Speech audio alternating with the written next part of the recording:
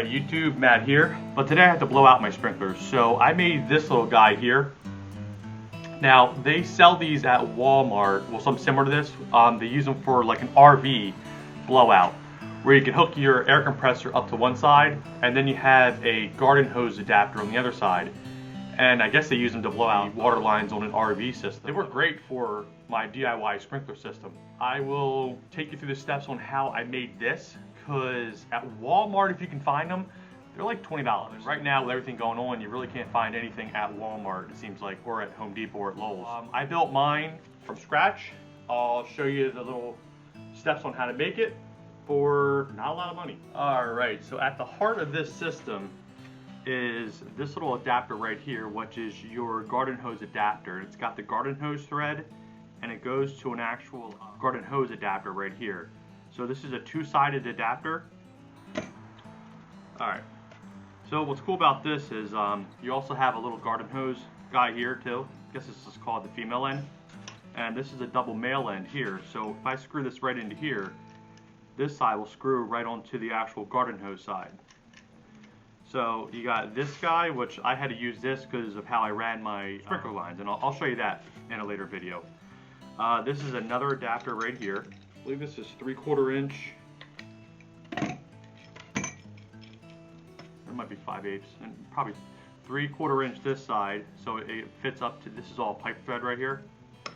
And this screws into a, I believe this is a 3/8 adapter right here, which adapts it into this valve right here, because it was really important that when I hook up my air compressor into this side, I have a way to control the amount of air that's let through. So right now it's in the off position. If I do that, it sends the air down the line and actually can blow out the sprinkler. So this was really handy, and I wanted to have something that had a valve on it. So this actually gave me the valve. And then from there you just adapt it right down to a 1/4 inch air hose male end adapter. Pretty simple to make.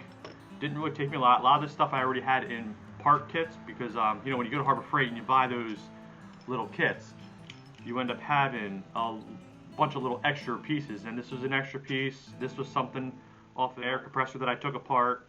I had to buy this little adapter and then this adapter. So again, not too expensive, and no lie, this thing probably cost me $10 to make. Alright guys, so I got my little system all worked out here. What I got going on, again, using the Gorilla Cart. Love this thing.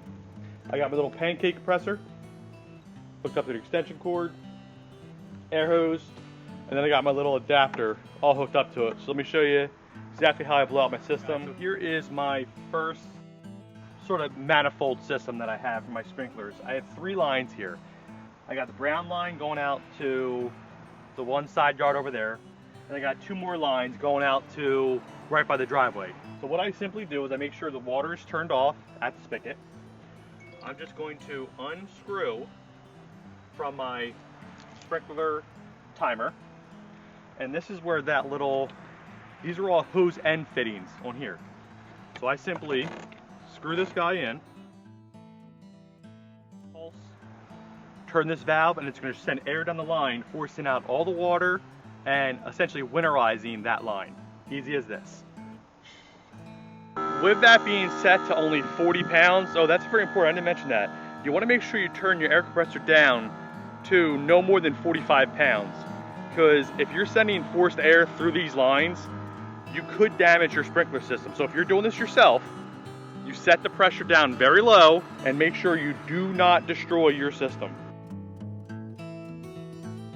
What's so great about this little system is you can winterize your own stuff without paying a landscape company to come to do it for you. As long as you have an air compressor and a little bit of a DIY-ness to make your own adapter, or you can just go out and buy the one from the store. Alright, if you guys like this type of content and you think it's cool and interesting, would love if you would like and subscribe to my channel. I'm just going to make these videos whenever I think of something cool in the yard, or I want to show you guys something neat that I've been doing. And yeah, so catch you guys in the next one.